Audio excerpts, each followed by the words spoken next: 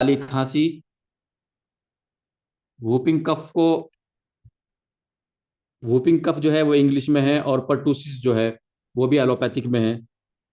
इसको यूनानी में शहीका बोलते हैं, आम जबान में काली खांसी बोलते हैं। आम बोलचाल में, आम जबान में काली खांसी बोलते हैं। ये भी एक तरह की खांसी ही है। जैसे कि जब हम जब हमने मुआलिजात शुरू किया, तो मुआलिजात में हमने जो है सबसे पहले पढ़ा था ब्रोंकाइटिस, यानी कि खांसी। ब्रोंकाइटिस क्या है? फेफड़ों और सीने की एक ऐसी गैर तबाही हरकत, यानी कि एक ऐसी एबनॉर्मल हरकत फेफड़ों की और सीने की, एक गैर तबाही हरकत का नाम है। ठीक है, क्या? ब्रोंकाइटिस, खांसी। खांसी एक ऐसी गैर तबाही हालत है, एक ऐसी एबनॉर्मल कंडीशन है फेफड़ों और सीने की एक ऐसी गैर तबाही हरकत, यानी कि एक ऐसी एबनॉर्मल मूवमेंट है, जो कि जितनी भी फेफड़ों की और सीने की मूवमेंट्स होती हैं या डिजीज होती हैं या एबनॉर्मल कंडीशन होती हैं, उनमें सबसे ज्यादा जो है खांसी पाई जाती है। यानी कि सबसे ज्यादा फेफड़े और सीने में होने वाली जो परेशानी है, जो दिक्कत है, वो खांसी है, ब्रोंकाइटिस। जो कि हम जब मुआलिजात को पढ़ रहे थे, जब हमने मुआलिजात में डिजीजेस को पढ़ना शुरू किया था, तो सबसे पहले ब्रोंकाइटिस को पढ़ा था, खांसी को पढ़ा था। ठीक है। क्या किसे कहते हैं?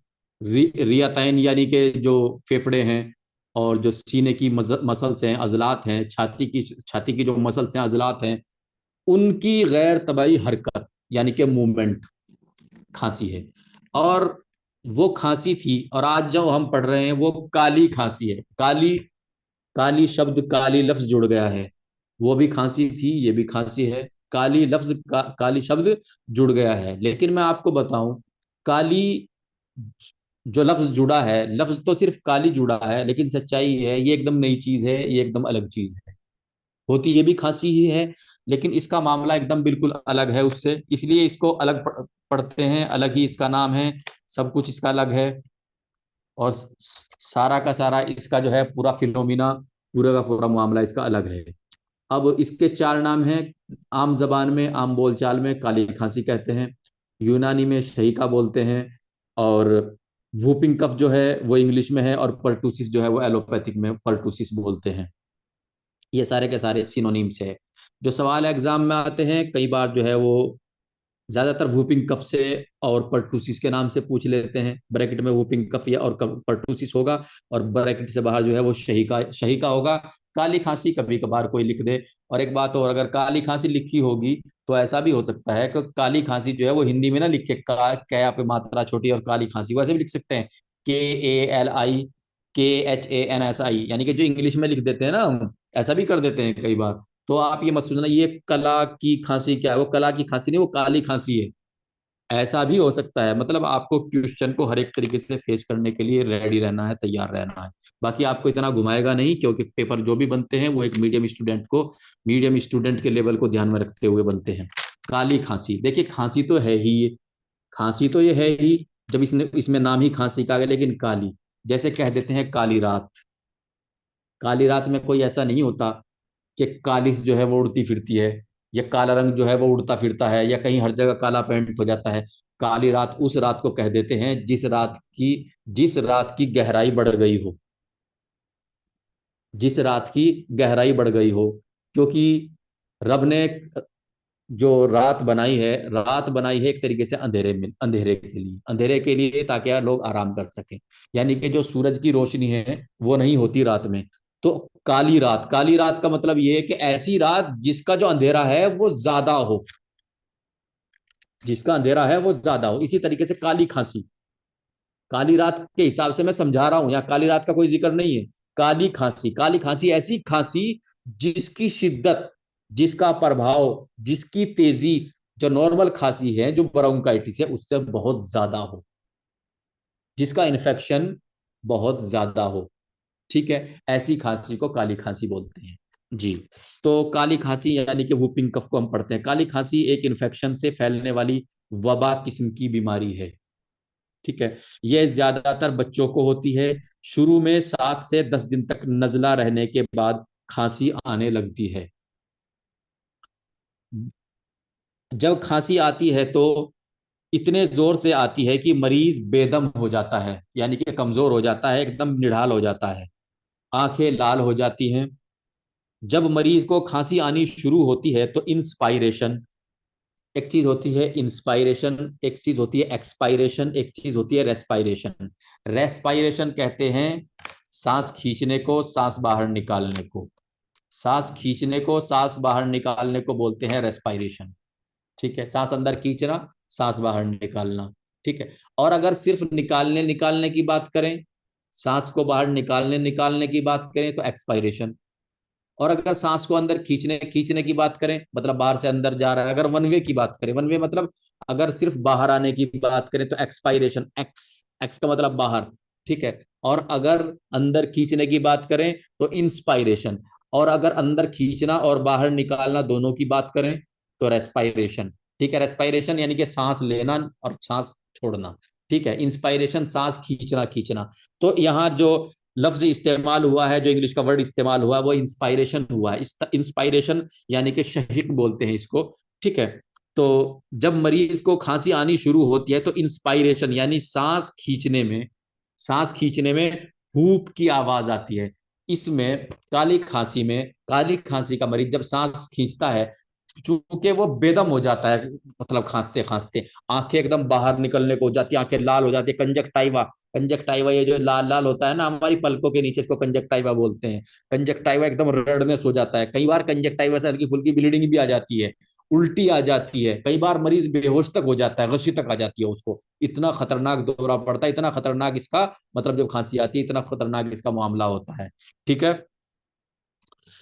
तो इंस्पायरेशन यानी कि जब सांस अंदर खींचा जाता है, ठीक है, जब सांस अंदर खींचा जाता है तो मरीज ऐसे करता है, पहले खांसा, उसके बाद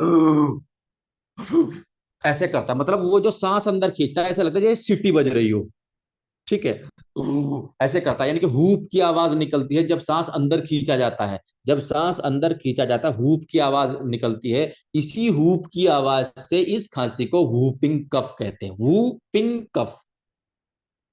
ठीक है, इसी हूप की आवाज से इसको वूपिंग कफ कहते हैं। अब खांसते टाइम मरीज को काफी परेशानी और जलन होती है, गले में ऐसा लगता है जैसे जो ट्रेकिया है, जो सांस की नली है वो फाड़ दी है, या गला जो है, गले को किसी चीज से चीर दिया गया है या नमक डाल दिया गया है, मिर्चें सी लगती हैं, थोड़ा बलगम भी निकलता है। क्यों? क्योंकि एक्चुअली ये जो है ये अपर रेस्पिरेटरी ट्रैक्ट का इन्फेक्शन है वैसे। जो अपर रेस्पिरेटरी ट्रैक्ट है, जो गले गले से ऊपर ऊपर का नाक तक का है, इसका इन्फेक्शन है। लेकिन जब ये कंटिन्यू बढ़ता बढ़ता चला जाता है तो ये उरूके खिशना यानी कि अंदर ब्रोंक्यूल्स यानी कि फेफड़ों की जो सांस की नलियां हैं वहां तक पहुंच जाता है।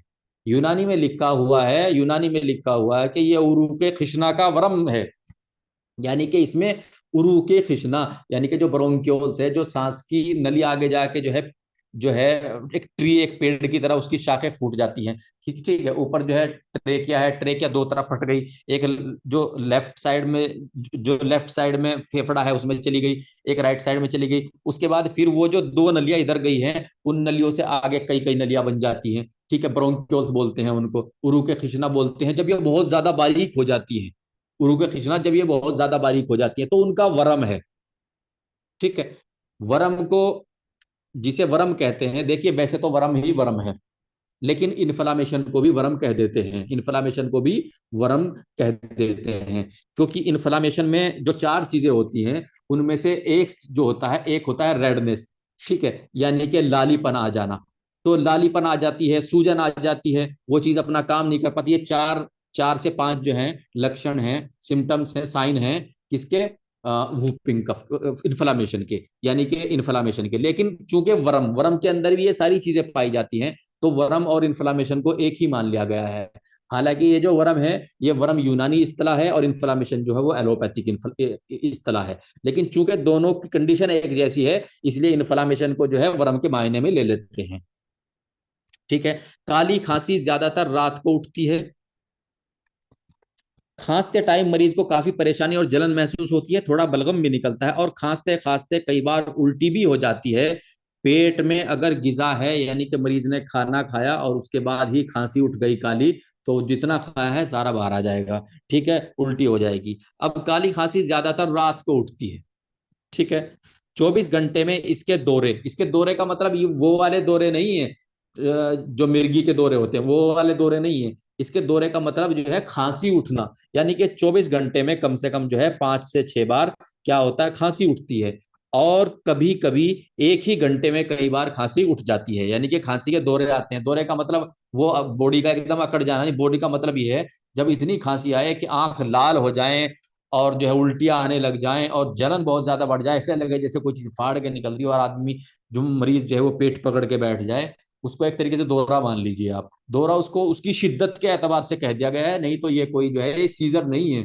सीजर यानी कि इंग्लिश में सीजर को, इंग्लिश सीजर जो है वो दौरा है, वो चीज नहीं है। सिर्फ ये है यानी कि एक तरीके से काली खांसी की बारी, काली खांसी यानी कि आ रही है। ठीक है, तो 5 से 6 बार आ जाती है, लेकिन कई बार क्या होता है कि एक ही घंटे में कई कई बार आ जाती है। खांसी की शिद्दत जोर से कई बार नक्सीर यानी कि एपिटेक्सिस, नक्सीर नाक से खून आना, ठीक है, भी फूट पड़ती है जब ये काली खांसी बहुत ज्यादा शदीद होती है, शिद्दत में होती है, बहुत ज्यादा इसका जो हमला होता है तेज होता है। कभी कभी कंजक्टाइवा की रगें फट जाती हैं, ये मैं आपको बता चुका हूं। पेशाब व पाखाना भी निकल सकता है मरीज का, और मरीज बेहोश भी हो सकता है अगर ज्यादा जोर पड़ जाए तो। ठीक है, कभी कभी काली खांसी कई महीनों तक होती है, लेकिन ज्यादातर 2 हफ्ते से 6 हफ्ते में काली खांसी ठीक हो जाती है। काली खांसी उठने की शुरुआत धूल मिट्टी के संपर्क में आने से, ठीक है, धूल मिट्टी के आने के संपर्क से, यानी कि मरीज जो है वो ऑलरेडी जो है इसमें फंसा हुआ है, उसको जो है इन्फेक्शन है काली खांसी का, उसको वरम है काली खांसी वाला। ठीक है, उसके बावजूद फिर वो कहीं धूल मिट्टी में अगर आएगा तो उसकी खांसी का जो दौरा है, खांसी का जो मतलब उठना है वो एकदम शुरू हो जाएगा।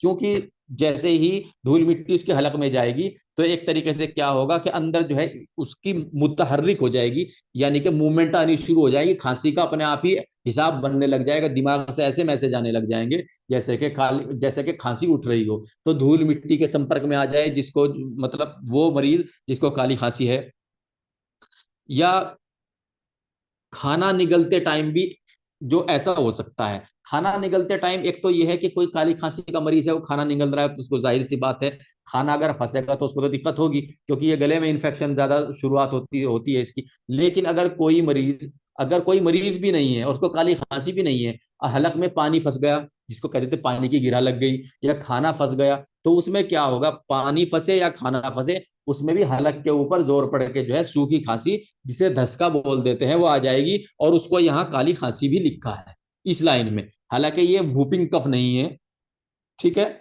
ये वूपिंग कफ नहीं है, लेकिन अगर वो जो धसका छूट जाता है उसको भी काली खांसी बोल दिया गया है। छोटे बच्चों में, बच्चों के रोते टाइम काली खांसी उठ जाया करती है। अतिब्बा अपनी किताबों में लिखते हैं, अतिब्बा जो है, जो पुराने तबीब है, वो अपनी किताबों में जो बच्चा कई बार रोते रोते जो है ना बाद में फिर वो उसका जो खांसी नहीं रुकती, उसको भी काली खांसी लिख देते हैं, कई बार लिख देते हैं। लेकिन देखिए कॉन्सेप्ट ये है कि अगर हम बात करें मॉडर्न का, तो मॉडर्न में ये एक बैक्टीरियल इन्फेक्शन है, बोर्डेटेला पर्टुसिस नाम के बैक्टीरिया से फैलता है, अपर रेस्पिरेटरी का इन्फेक्शन है, ये तो है मॉडर्न। लेकिन अगर हम यूनानी की बात करें तो यूनानी में कहीं बैक्टीरिया का जिक्र नहीं है, यूनानी में कहीं बैक्टीरिया का जिक्र नहीं है, नहीं बोर्डेटेला पर्टुसिस का जिक्र नहीं है, क्योंकि जो है यूनानी यूनानी के जब कॉन्सेप्ट आए थे उस टाइम पे माइक्रोस्कोप थी नहीं, और बोर्डेटेला पर्टुसिस हमें नंगी आंख से तो घूमता हुआ कहीं दिखाई नहीं देगा, वो तो माइक्रोस्कोप में दिखाई देगा। तो जब वो नहीं है तो फिर क्या हुआ, जो खाना खाते टाइम धसका लग गया, धसका छूट गया, वो भी काली खांसी। बच्चा रोते रोते बाद में जो है हिचक हिचक करने लग गया, वो भी काली खांसी। और अगर किसी को काली खांसी हो गई वो भी काली खांसी। यूनानी का कॉन्सेप्ट ये है, ठीक है। फिर इसकी निशानियां भी ऐसी है कि आंख के अंदर से अगर ज्यादा आ जाए तो खून आ सकता है, ठीक है, हलक से भी कई बार खून आ सकता है, ठीक है, उल्टी लग सकती है, टट्टी पेशाब निकल सकता है मरीज का, ठीक है। और मरीज कई बार बेहोश भी हो सकता है अगर वो मुकम्मल आराम नहीं कर रहा है, मुकम्मल ट्रीटमेंट नहीं ले रहा है, और ऐसी जगह नहीं रह रहा है जहाँ पे धूल मिट्टी से बचा जाए। तो यूनानी का तो यह है कि सारे के सारे काली खांसी में, काली खांसी का मतलब धसका, सूखी खांसी को इन्होंने काली खांसी कह दिया यूनानी में। लेकिन हमारे यहाँ जो एलोपैथिक का सिस्टम है वो अलग है, उन्होंने कहा भाई बोर्डेटेला पर्टुसिस अगर पॉजिटिव होगा तो हम इसको वूपिंग कफ यानी कि पर्टुसिस कहेंगे, अगर नहीं होगा तो हम नहीं कहेंगे, फिर हम इसको ब्रोंकाइटिस में रख देंगे उठा के। ठीक है, उनका सीधा सा नियम है कि ब्रोंकाइटिस में रख देंगे, ये वाला नियम है। अब चूंकि जो थ्योरी है जो तारीफ है, जो परिभाषा है, वो अलग अलग तरीके से है। और बीमारी की वजह यूनानी में कुछ और मानी गई है और वहां कुछ और मानी गई है एलोपैथिक में। वो किस वजह से? वो खुर्दबीनी जांच, खुर्दबीन की वजह से, यानी कि सूक्ष्मदर्शी यानी कि माइक्रोस्कोप का ना होने की वजह से।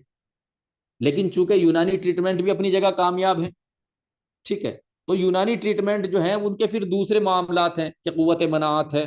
कुव्वत मनाअत जो है इंसान के अंदर कोई चीज अगर बाहर से गलत चीज आ रही है उसको रोकती है, मना करती है। मनाअत, मना करने वाली, कि तुम हमारे अंदर ना आओ, हमें तुम्हारी जरूरत नहीं है। कोई अगर मान लीजिए कोई बाहर से एबनॉर्मल चीज, अजसाम गरीबा, इसके लिए लफ्ज इस्तेमाल हुआ, अजसाम गरीबा अगर अंदर आ रहा है तो उसको रोकती है। ठीक है, कौन? कुव्वत मनाअत, ये यूनानी का कॉन्सेप्ट है। और अगर कोई घुस ही गया, कोई अजसाम गरीब यानी कि फॉरेन बॉडी अंदर घुस ही गई कैसे भी, तो फिर एक कुव्वत मदाफात यानी कि दफा करने वाली जो है, कुव्वत दाफिया, वो उसको निकाल, कुव्वत मदाफत जो है वो उसको निकाल देगी। ये कॉन्सेप्ट है किसका? यूनानी का। और वहाँ एलोपैथिक का कॉन्सेप्ट क्या है? इंग्लिश का कॉन्सेप्ट क्या है? बोर्डेटेला पर्टुसिस नाम के बैक्टीरिया से होती है ये। ठीक है, और ये जो है इन्फेक्शियस, वेरी इन्फेक्शियस डिजीज है। वेरी इन्फेक्शियस यानी कि बहुत जल्दी लगने वाली। ठीक है, ये भी इसी तरह की बीमारी है जिस तरह का इन्फ्लुएंजा होता है, जिस तरह का कोरिजा होता है, जिस तरह का नजला हो जाता है, जिस तरह का कोरोना हो जाता है, सांस से संबंधित बीमारी है। तो जितनी भी सांस से संबंधित बीमारी होती है तकरीबन जो है वो एक से दूसरे को जो है वो इन्फेक्टेड होती है, क्योंकि जब पास पास में बैठ के सांस वांस लेंगे तो बोर्डेटेला हो सकता है वो किसी तरीके से जो है वो इधर से उधर पास आउट हो जाए। भाई मान लो बिल्कुल सामने सामने बैठ के एक दूसरे के ऊपर छींक रहे हैं या खांस रहे हैं तो ट्रांसफर हो गई।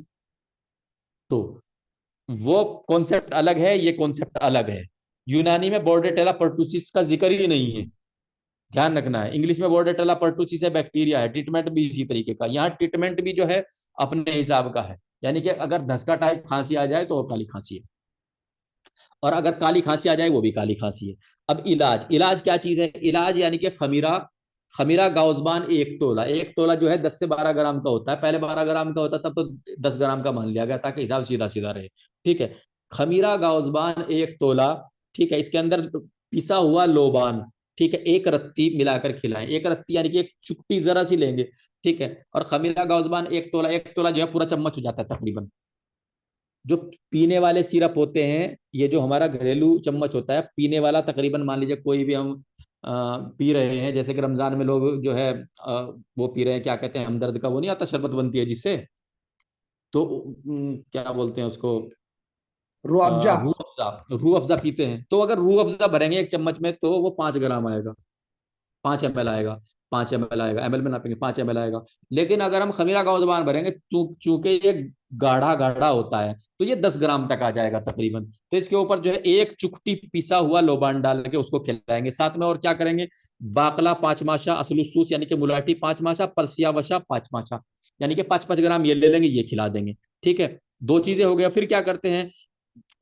बाकला, असलूसूस, परसिया वचा 5 5 ग्राम लेकर के इनका बनाएंगे जोशांदा, यानी कि इनको उबालेंगे। पहले कुछ देर जो है, घंटा 2 घंटा जो है पानी में जो है, 1 गिलास पानी में डुबो के रख देंगे इनको। ठीक है, 1 गिलास में रखने के बाद जो है फिर इनको जो है एक मीडियम आग पे जो है तपाएंगे। जब आधा गिलास रह जाएगा उतार के छान करके जो है एक तरफ कर लेंगे, और वो जो ऊपर बचेगा उसको अगले टाइम के लिए, क्योंकि एक बार की जड़ी बूटी 2 बार में इस्तेमाल हो जाती है। उसके बाद क्या करेंगे? जो आधा गिलास मिला हमें, उसमें क्या करेंगे? शरबत बनफशा 2 तोला, यानी कि 20 ग्राम, 20 ml जो है शरबत बनफशा मिला लिया, वो पी लेंगे। अब दो चीजें हो गई, एक तो खमीरा गाउजबान लोबान पिसा हुआ डाल के एक चुटकी उसके ऊपर वो डाल करके पी लिया, और साथ में ये जो जोशानदा बाकला लसूस और परसिया वशा का तैयार हुआ था ये, और इसमें जो है क्या मिला लिया? शरबत बनफशा मिला लिया 20 ml। 20 ml वो हो गया और आधा गिलास वो हो गया, यानी कि तकरीबन तकरीबन पौना गिलास हो गया। वो पौना गिलास सुबह शाम पिलाएंगे। एक चीज इन्होंने और लिखी है, काली खांसी में हब्बे लोबान, दवा और मौज और सफूफ काकड़ा सिंगी, ये तीनों अलग अलग चीजें हैं, ये सब फायदेमंद है। थोड़ा सा एग्जाम पर्पज से याद रखिए इसको।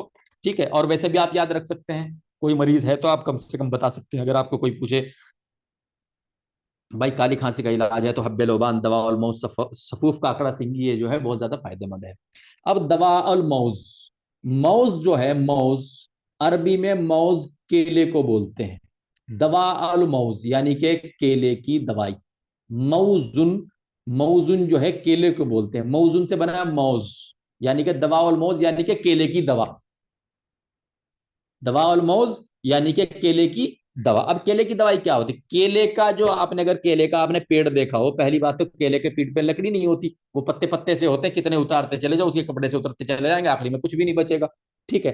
तो जो केले का जो पेड़ होता है जिसपे केले लगते हैं, हरा हरा जो पेड़ होता है, उसके आखिरी में जहां पे मतलब केलों का गुच्छा होता है, गुच्छे के बिल्कुल आखिरी में एक इस तरफ जैसे भुट्टा कुकड़ी नहीं होती, ऐसा होता है लाल लाल लंबा लंबा सा, उसको आप केले की फनी भी बोल सकते हैं। वो केला नहीं होता, वो क्या होता है, उसको केले की कली भी बोल सकते हैं। ठीक है।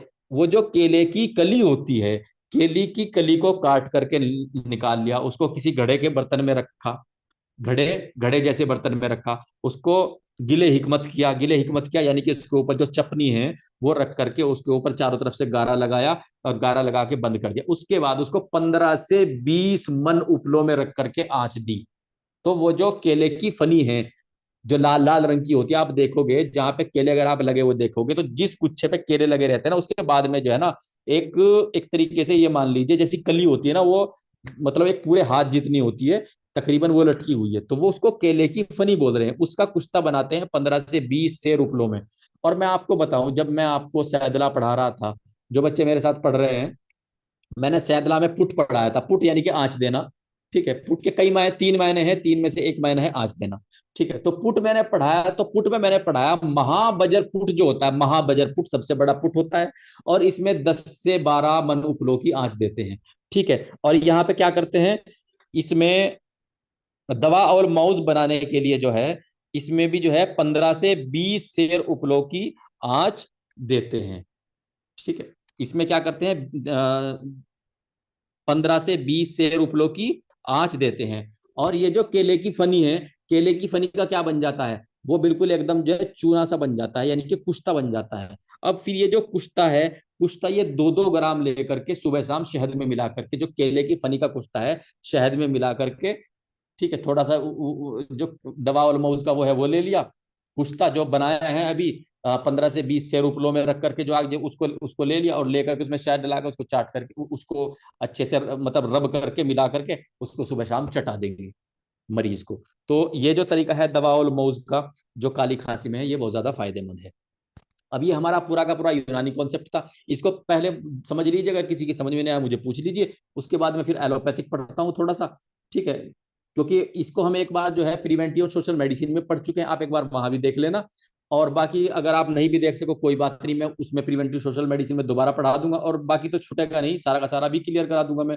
लेकिन फिलहाल जो अगर किसी को यूनानी में समझ में ना आए, यूनानी में मुझे भी पूछ लीजिए, बाकी मैं भी पढ़ाता हूँ। पढ़ा है। अब यूनानी कॉन्सेप्ट के बाद जो है वूपिंग कफ का हम जो है क्या पढ़ रहे हैं, एलोपैथिक को, एलोपैथिक के हिसाब से पढ़ रहे हैं। अब सबसे पहले जो है देखिए, वूपिंग कफ, वूप की वजह से, पर्टुसिस का एलोपैथिक नाम है। शहीका भूल मत जाना, शहीका भूल मत जाना। और एक चीज मैं आपको और बता दूं, लिख लीजिए, आपके पास काफी पेंसिल रखी हुई है, लिख लीजिए।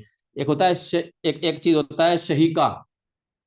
शहीका, शहीका कहते हैं काली खांसी को, वूपिंग कफ को, पर्टुसिस को। शय, शलजम, है सहल, कैसे कबूतर, शहीका। समझ रहे हैं, शहीका। ये हो गई काली खांसी। इससे मिलता जुलता एक शब्द लिख लीजिए यूनानी का, शकीका। शय, फिर कै, फिर कै, शकीका। है की जगह कै कर लेना। शकीका, शकीका क्या कहते हैं, आधे सिर के दर्द को। इसको आंधे अंधा सीसी का दर्द भी बोल देते हैं, माइग्रेन। इंग्लिश में माइग्रेन है। तो शहीका काली खांसी, शकीका, शकीका माइग्रेन, शकीका सर माइग्रेन। जी बोलिए सर बोलिए। आधी आधी सीसी का दर्द बोलते हैं, आधी शीशे का। अंधा सीसी का दर्द बोल देते हैं आम जबान में। अंधा सीसी का दर्द मतलब ये होता है, क्योंकि इसमें जो है ना, अंधा सीसी, शीश मतलब सिर, हिंदी में शीश सर को बोलते हैं। और अंधा इसमें मतलब ये इतना वो होता है, क्योंकि जब इसकी बारी आती है, जब इसका एक तरीके से जब इसका अटैक होता है, इतना खतरनाक होता है, ऐसा लगता है जैसे दिमाग के अंदर जो है कोई मोटा मोटे नुकील वाली कोई चीज घुसाई जा रही है।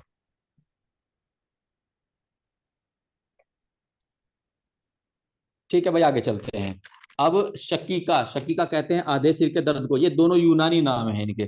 ठीक है। अब हम सबसे पहले जो है, सबसे पहले हम इसके इन्वेस्टिगेशन पढ़ेंगे। देखिए, जितनी भी इन्फेक्शियस डिजीज हैं, बैक्टीरियल इन्फेक्शियस डिजीज हैं, मेरा मानना है सीबीसी सभी में कराते हैं। ठीक है। कंप्लीट ब्लड ब्लड काउंट जो है, यानी कि खून में हीमोग्लोबिन, टीएलसी, डीएलसी और प्लेटलेट्स, ये तो तीन चार चीजें जो बड़ी बड़ी हैं, बाकी तो 10-12 चीजें आती हैं सीबीसी में, लेकिन ये तीन चार चीज जो मेन मेन है, एचबी है, टीएलसी है, डीएलसी है और प्लेटलेट्स है। ठीक है, इनको तो तकरीबन जो है सभी डिजीज में, सभी बैक्टीरियल डिजीज में जो है तकरीबन तकरीबन देखते हैं। वायरल डिजीज में भी देखते हैं, ताकि सेकेंडरी इन्फेक्शन क्या है क्या नहीं है, मरीज की कंडीशन कैसी है। हीमोग्लोबिन और प्लेटलेट्स का तो वायरल में भी बहुत ज्यादा रोल होता है। ठीक है, और बैक्टीरियल में तो सभी का रोल होता है। तो मैं आपको बताऊं, जितनी भी इन्फेक्शियस डिजीज हैं, चाहे वो वायरल है, बैक्टीरियल है, प्रोटोजोअल है, सीबीसी को तो देखना ही देखना होता है। उसके बाद क्या करते हैं, नेजोफेरिंजियल कल्चर, जो नाक से, ये जो नाक होता है ना हमारा, नाक के अंदर से जो पानी निकलता है, उसको कल्चर के लिए भेजते हैं। उसको कल्चर के भेजने के लिए तरीका क्या होता है, ठीक है, आपने देखा होगा जब कोरोना की जांच हो रही थी, तो नाक में डाल रहे थे, लंबी लंबी उसके आगे कॉटन लगी हुई थी। ठीक है, उसको डालते थे, डालने के बाद जो है फिर उसको डब्बी में बंद करके जांच के लिए भेज देते थे। ठीक है, तो उसको जो है जांच के लिए भेज देते थे। ठीक है, तो वही है पीसीआर। ठीक है, पीसीआर, उसको आरटीपीसीआर बोलते थे उसको। ठीक है, वो जो नाक के अंदर डालते थे, बड़ी तकलीफ होती थी, तो वो एक जांच है नेजोफेरिंजियल कल्चर, यानी कि नाक के पानी का कल्चर लेने के लिए। वो किस लिए लेते हैं, नेजोफेरिंजियल कल्चर इसलिए करते हैं क्योंकि एक बैक्टीरिया है बोर्डेटेला पर्टुसिस, जो कि काली खांसी यानी कि पर्टुसिस यानी कि शहीका का काजटिव ऑर्गेनिज्म, यानी कि जिसकी वजह से ये बीमारी होती है, उसकी वजह को पैदा करने वाला तिफलिया यानी कि बैक्टीरिया है। कौन, बोर्डेटेला पर्टुसिस। लेकिन बोर्डेटेला जो पर्टुसिस है, बोर्डेटेला की और भी स्पीसीज हैं अलग अलग। ठीक है, एक तो ये काली काली खांसी पैदा कर रहा है, और भी स्पीसीज है। तो सिर्फ ये देखने के लिए कि बोर्डेटेला पर्टुसिस यानी कि काली खांसी वाला बोर्डेटेला है, इसकी जांच करने के लिए जो है नेजोफेरिंजियल कल्चर, यानी कि नाक के पानी को जो है कल्चर के लिए भेजते हैं। और नाक को पानी को कल्चर को भेजने के लिए ऐसा तो नहीं है कि नाक का पानी इकट्ठा करेंगे, तो उसके लिए तरीका क्या इजाद किया हुआ है कि एक जो है स्टिक होती है प्लास्टिक वगैरह की, और उसके ऊपर आगे कॉटन लगी, तो उसको नाक में घुमा के अंदर फिर डब्बे में पैक करके भेज देते हैं लैब में। तो उसका तरीका होता है ये। अब ट्रीटमेंट क्या है, एंटीबायोटिक्स देंगे।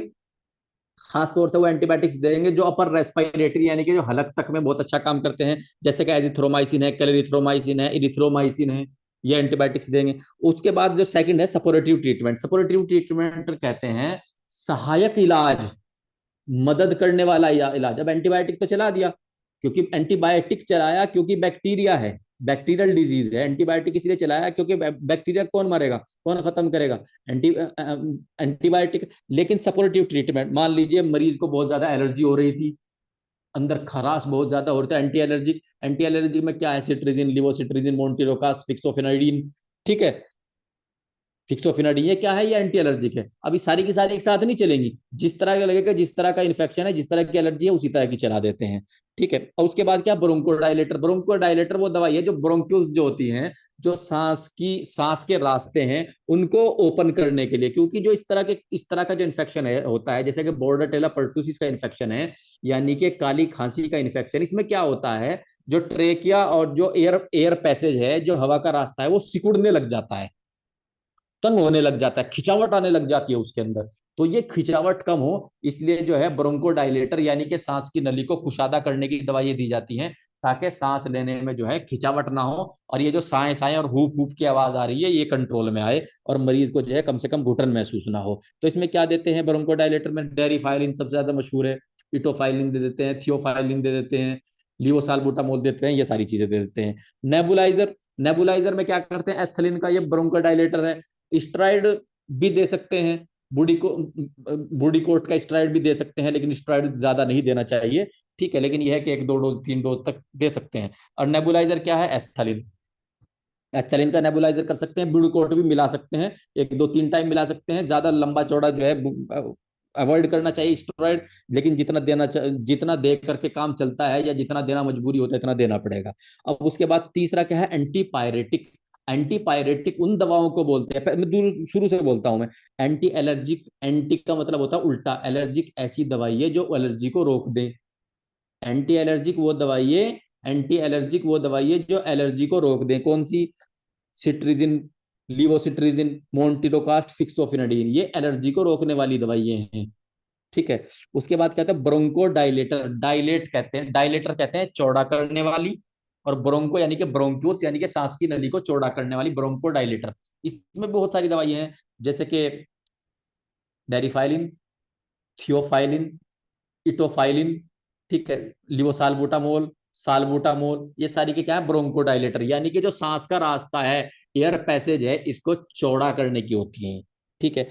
एक फिर जैसे हम मुंह से तो दवाई देते हैं, ओरली मेडिसिन देते हैं, लेकिन फौरी आराम के लिए जो है हम नेबुलाइजर और दे देते हैं। नेबुलाइजर यानी कि इस, यानी कि वो मशीन होती है जो कि हमारे एयर पैसेज में डायरेक्ट जो है एक तरीके से उड़ती हुई सांस के साथ पहुंच जाती है। तो जो नेबुलाइजर मशीन होती है उसमें दवाई डाल देते हैं एस्थलिन, और दे देते हैं उससे। क्या एस्थलिन क्या है, उसके अंदर साल्बुटामोल होता है, लिवासाल्बुटामोल होता है। उससे जो एयर पैसेज है, जो हवा का रास्ता है, वो थोड़ा ओपन हो जाता है, जो कि सिकुड़ रहा हो। और साथ साथ में अगर हमें लग रहा है भाई इन्फेक्शन बहुत ज्यादा है, मरीज बहुत ज्यादा परेशान है, तो उसमें जो है स्ट्राइड दे सकते हैं, 1 2 3 टाइम तक दे सकते हैं, जितना भी जरूरत पड़े, ज्यादा भी दे सकते हैं।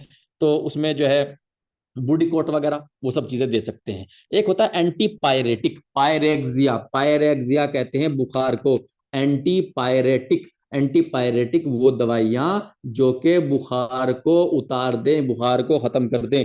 ठीक है, अगर बुखार है तो एंटीपायरेटिक। एंटीपायरेटिक दवाइयां कौन सी हैं, एसिटामिनाफिन यानी कि पैरासीटामोल। ठीक है जी। अब ये जो वूपिंग कफ है यानी कि परटूसिस है, हमारे यहाँ यूनानी में इसका स्टेज विस्टेज कुछ नहीं है। ये है भाई काली खांसी हो गई है, तो इसका जो है इसकी शिद्दत बढ़ती जा रही है, और शिद्दत बढ़ती जा रही है तो इसकी अवारिजात के हिसाब से, इसके सिम्टम के हिसाब से, इसकी परेशानी के हिसाब से इसका इलाज कर देते हैं। लेकिन यहाँ जो इंग्लिश में है, इंग्लिश में इसका जो, इसकी जो सीवियरिटी है, इसकी जो परेशानी है, इससे होने वाले जो कॉम्प्लिकेशंस हैं, इसकी जो निशानियां हैं, ज्यादा कम के हिसाब से इसको 3 हिस्सों में डिवाइड कर लिया है। रेखा पांडे जी प्लीज ध्यान दीजिए, मेहंदी जी प्लीज ध्यान दीजिए। देखिए, इंग्लिश में इसको इंग्लिश में इसको 3 हिस्सों में डिवाइड कर लिया गया है, इसके स्टेजेस को। ठीक है, इंग्लिश में 3 हिस्सों में काली खांसी को परटूसिस भी बोलते हैं। ठीक है, number 1 catarrhal phase, number 2 paroxysmal phase, number 3 convalescent phase. अब जो कैटरल फेज है, कैटरल फेज में क्या क्या होता है, सबसे पहला फेज है कैटरल फेज। जब ये खांसी होती है तो सबसे पहले होता है कैटरल फेज। रेखा पांडे जी लिखिए मत, सिर्फ समझ लीजिए, क्योंकि मैंने आपके पास नोट्स भेज दिए हैं, नोट्स में सब कुछ लिखा हुआ है, आप नोट्स से उतार लेना, साफ साफ है, कोई दिक्कत वाली बात नहीं है। और अगर आप मेरे नोट्स को सामने रख करके मेरी वीडियो देखेंगे, आप जब यूट्यूब पे डाल दूंगा मैं, तो आपको बिल्कुल ऐसे समझ जाए में आएगा जैसे मैं बिल्कुल अभी जैसे बिल्कुल आप अभी पढ़ रहे हो। तो आप लिखने में टाइम बर्बाद मत कीजिए, लिखिए सिर्फ उस चीज को जो कतई समझ में नहीं आ रही हो। नहीं तो ये सारे नोट्स मैं आपको जो है पीडीएफ बना करके भेज चुका हूँ, आप जो है इसको देख लेना और ये सारी समस्या आपकी खत्म हो जाएगी। आप लिखने में टाइम बर्बाद मत कीजिए, समझिए। ठीक है, क्योंकि यहाँ समझना जरूरी है, हम कंपिटेटिव एग्जाम क्लियर करने जा रहे हैं, ये कोई मतलब क्लासेस नहीं है। यहाँ क्या है, कंपिटेटिव यानी कि ऐसा एग्जाम जिसमें पॉइंट पॉइंट पॉइंट करके पूछे जाएंगे, छोटी छोटी चीज पूछी जाएंगी, उसी पर नंबर होंगे। तो कैटरल फेज पहली फेज होती है, याद रख लीजिए। कई बार किसी एग्जाम में फेज भी पूछ लेते हैं कि जो परटूसिस है उसमें कितनी स्टेजेस होती है। मॉडर्न में 3 स्टेज होती है, कैटरल, पैरोक्सिमल, कन्वल्जेंट।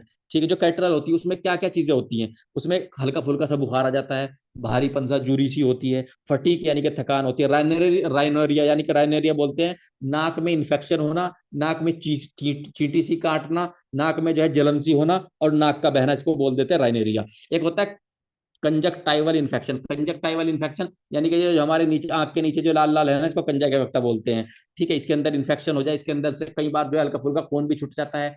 कोई अगर उरू के शारिया यानी कि कैपिलरी, कैपिलरी उस खून की रग को बोलते हैं जो बहुत ज्यादा बारीक होती है, बाल की तरह बारीक होती है, और ये वो होती है जो आर्टरी से आगे निकल करके जो है मतलब बिल्कुल बारीक बारीक फट जाती हैं। तो इसमें से किसी से ब्लड आ जाए, और अब अगर ब्लड निकल के बाहर भी नहीं आए, ऐसा भी हो सकता वो खुद ही लाल लाल हो जाए या सूज जाए, तो वो सब चीजें क्या होते हैं, कंजक्टाइवल इन्फेक्शन। इसका जो टाइम होता है वो 1 से 2 हफ्ते का होता है, पहले 1 से 2 हफ्ते, जब शुरू में काली खांसी होगी, जब शुरू शुरू में काली खांसी होगी, शुरू में इसका होता है। और ये सबसे ज्यादा खतरनाक और सबसे ज्यादा इन्फेक्शियस स्टेज होती है, यानी कि जो काली खांसी है, काली खांसी की सबसे खतरनाक स्टेज उसकी पहली स्टेज होती है, जिसको कैटरल फेज यानी कि कैटरल स्टेज भी कह देते हैं। क्यों, इसके अंदर बुखार भी आता है, थकान भी होता है, नाक भी बहता है, आंखें भी सूज जाती हैं। ठीक है, छींके मीके भी बहुत ज्यादा, आदमी की हालत खराब हो जाती है। तो इन्फेक्शियस स्टेज होती है ये। और ये तीनों स्टेजों में, इन तीनों स्टेजों में, सारी बीमारियों में नहीं बात कर रहा हूं मैं, काली खांसी की इन तीनों स्टेजों में, स्टेजेस में। ठीक है, पर्टुसिस की इन तीनों स्टेजेस में बोल रहा हूँ कि कैटरल फेज जो है, कैटरल स्टेज, फेज या स्टेज एक ही चीज होती है। कैटरल फेज जो है सबसे ज्यादा खतरनाक होती है। अब क्या होता है पैरोक्सिमल फेज, ये क्या होता है खांसी रात में, उसके बाद 2 हफ्ते के बाद पैरोक्सिमल फेज शुरू शुरू होता है। खांसी रात में ज्यादा शिद्दत से यानी कि ज्यादा तेजी से आती है, और दूसरे हफ्ते से छठे हफ्ते तक का इसका टाइम होता है। मतलब खांसी खांसी बढ़ जाती है, बाकी जो दूसरी चीजें हैं, आंखें लाल हो जाती हैं ये, और जी नक्सीर फूट गई और ये सब चीजें हो गई, ये सब चीजें इसमें देखने में नहीं मिलती। इसमें क्या होता है सिर्फ खांसी यानी कि सूखा दस्त रह जाता है। और तीसरी क्या है कन्वल्जेंट फेज ऑफ पर्टुसिस। जो तीसरा फेज है इसमें क्या होता है खांसी की बारी कम हो जाती है, यानी कि आराम आराम से आराम होना शुरू हो जाता है तीसरी फेज तक आने में। इसमें ये पूछ सकते हैं कि सबसे ज्यादा जो इन्फेक्टेड होता है, सबसे ज्यादा जो परेशान करने वाला होता है, कौन सा फेज होता है? तो सबसे ज्यादा जो परेशान करने वाला फेज होता है वो होता है जो सबसे पहले वाला फेज है, यानी कि कैटरल फेज। उसके बाद इसका वैक्सीनेशन भी होता है। वैक्सीनेशन का मतलब ये है, इसका वैक्सीनेशन भी होता है। वैक्सीनेशन का मतलब ये होता है कि वो टीके जो कि किसी बीमारी को शुरू होने से पहले लग जाते हैं, चाहे वो दवाई जो है मुंह से दी जा रही हो या वो दवाई जो है इंजेक्शन से दवाई दी जा रही हो, उसको वैक्सीनेशन बोलते हैं।